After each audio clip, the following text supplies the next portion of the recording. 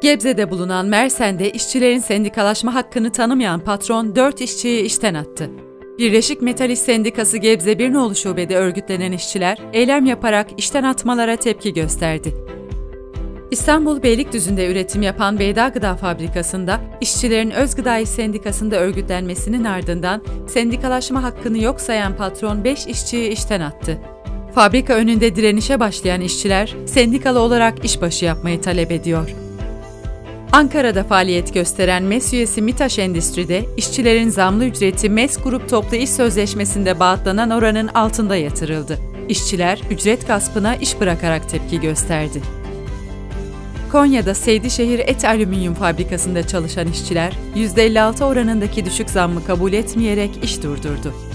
Gece saatlerinde Et Alüminyum tesislerine alkış, ıslık ve sloganlarla yürüyen işçilerin eylemi fabrika önünde sürüyor.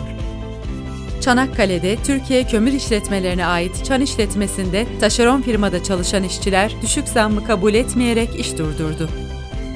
Birleşik Metal İş ile Erciyes Çelik Boru patronları arasında süren toplu iş sözleşmesi görüşmelerinin anlaşmazlıkla sonuçlanması üzerine işçiler 31 Ocak'ta Düzce ve Mersin fabrikalarında greve çıktı. İşçilerin kararlılıkla sürdürdüğü grev 14 Şubat'ta anlaşmayla sonuçlandı. DİSK, vergi adaletsizliğine karşı başlattığı eylemlerin neticesinde hazırladığı 5 maddelik yasa tasarısının oy birliğiyle kabul edilmesi için 30 Ocak'ta meclis önünde basın açıklaması gerçekleştirdi. Özel Sektör Öğretmenleri Sendikası'nın çağrısıyla çeşitli kentlerden Ankara'ya gelen öğretmenler, 29 Ocak'ta meclis önünde gerçekleştirdikleri eylemle 2014 yılında kaldırılan taban maaş düzenlemesinin yeniden getirilmesini talep ettiler.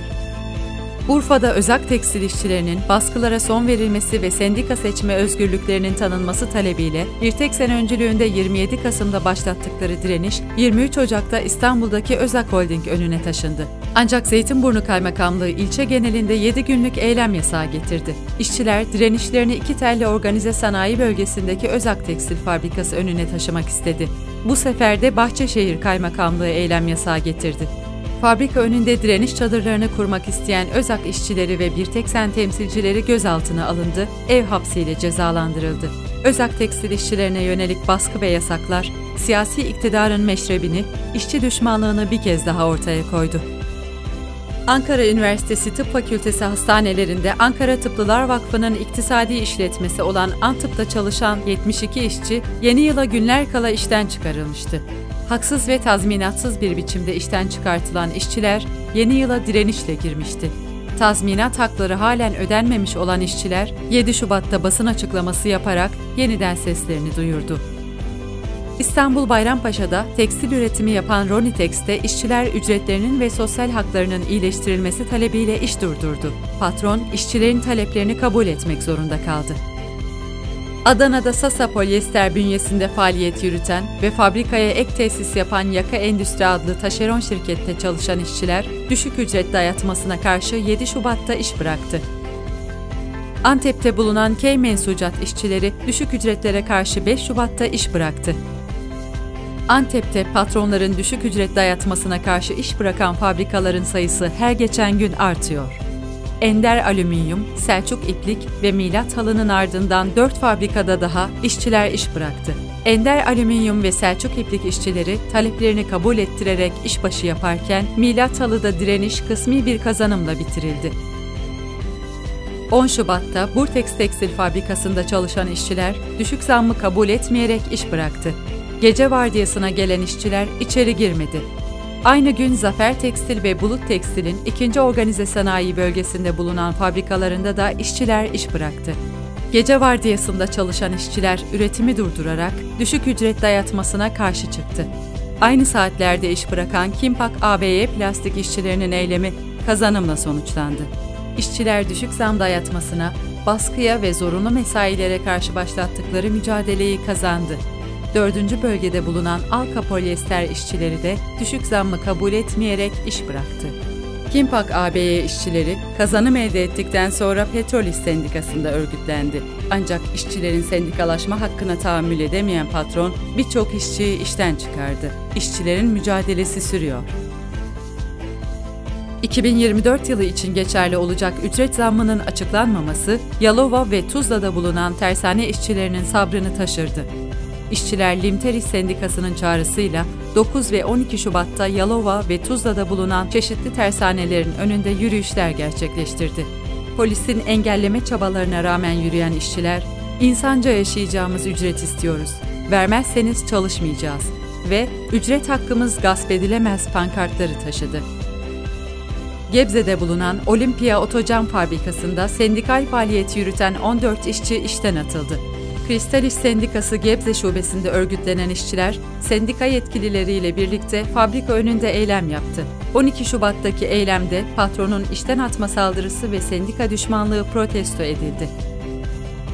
İstanbul Esenyurt'ta bulunan Perfetti Gıda Fabrikası işçileri, Tek Gıda İş Sendikası'nda örgütlenmiş, sendika yetki çoğunluğunu almıştı. Bunun üzerine Perfetti patronu bir işçi temsilcisini işten çıkardı. Tek Gıda İş, patronun bu saldırısını 15 Şubat'ta iş yeri önünde basın açıklamasıyla protesto etti. UİTDER'li işçiler de işçilerin eylemine destek verdi. Ankara'da faaliyet gösteren Petizviz Çikolata Fabrikası'nda bir işçi Özgıda İş Sendikası'na üye olduğu için 5 Şubat'ta işten atıldı. İşten atılan işçi, sendikanın öncülüğünde direnişe başladı. UİTDER'li işçiler 15 Şubat'ta dayanışma ziyaretinde bulundu. 6 Şubat depremlerinin 1. yıl dönümünde hayatını kaybedenler deprem bölgesinde ve tüm ülkede etkinliklerle anıldı. Depremin gerçekleştiği saat olan 04.17'de başlayan ve gün içinde devam eden anmalarda hem acı hem de öfke dile geldi. Unutmak yok, affetmek yok denildi. Unutmak yok, affetmek yok. Sorumluların hesap vermesi istendi. 13 Şubat'ta Erzincan'ın İliç ilçesinde Anagold Madenciliğe ait Çöpler Altın Madeni'nde siyanürlü Pasa Dağı'nın çökmesi sonucu resmi açıklamalara göre 9 işçi göçük altında kaldı. İşçilerin, uzmanların her an toprak kayması olabilir uyarılarını dikkate almayan iktidar yandaşlarından Çalık Holding ve Kanada merkezli SSR Mining ortaklı şirket yönetimi üretime devam edilmesini istedi. Aktif fay hattı üzerinde ve Fırat Nehri'nin 700 metre yakınında bulunan maden ocağının büyük bir felakete sebep olacağını söyleyenlerin sesleri kesildi, mahkemeler şirketi korudu. Kendi iktidarının bekasını her şeyden önemli sayan işçi düşmanı rejim yine faciaya, yine acıya, yine gözyaşına neden oldu. Facia üzerine pek çok kentte protesto eylemleri düzenlendi. Sendika konfederasyonlarının ve meslek örgütlerinin Kadıköy'de gerçekleştirdiği eylemde UİTDER'de yerini aldı. İzmir'de Akar Tekstil'in patronu, işçilerin sorunlarını görüşmek üzere gelen Deritex yöneticilerine silahlı saldırıda bulundu. Saldırı, 13 Şubat'ta Tuzla Organize Deri Sanayi Bölgesi'nde, 14 Şubat'ta İzmir'de Akar Tekstil Fabrikası önünde protesto edildi. Deri işçilerinin ve sendikaların katıldığı eyleme UİTDER'de destek verdi. Kocaeli Çayırova'da bulunan ve Petrol İş Sendikası'nın örgütlü olduğu Portakal Plastik'te patronun sözleşmede belirlenen zamma uymaması üzerine işçiler yaklaşık 10 gündür eylemler yapıyorlardı. Eylemler sırasında bir işçinin işten atılması üzerine işçiler 14 Şubat'ta işbaşı yapmadı. İşçilerin kararlı duruşu karşısında geri adım atmak zorunda kalan patron, atılan işçiyi geri aldı ve işçilerin hakkını tanımak zorunda kaldı. Genel İş Sendikası'nda örgütlü İstanbul Şişli Belediyesi işçileri 15 Şubat'ta belediye önünde yaptıkları eylemle maaşlarının yükseltilmesi için ek protokol talep ettiler. Esitaş Elektrik İşçileri Birleşik Metal İş Sendikası Gebze Birnoğlu Şube'de örgütlendi. Esitaş patronunun önce işçilerden birini işten atması üzerine işçiler üretimi durdurdu ve fabrikayı terk etmeyi reddettiler. İşçilerin kararlı duruşu karşısında patron işten çıkardığı işçiyi işe geri aldı ve sendikayla görüşmeyi kabul etti.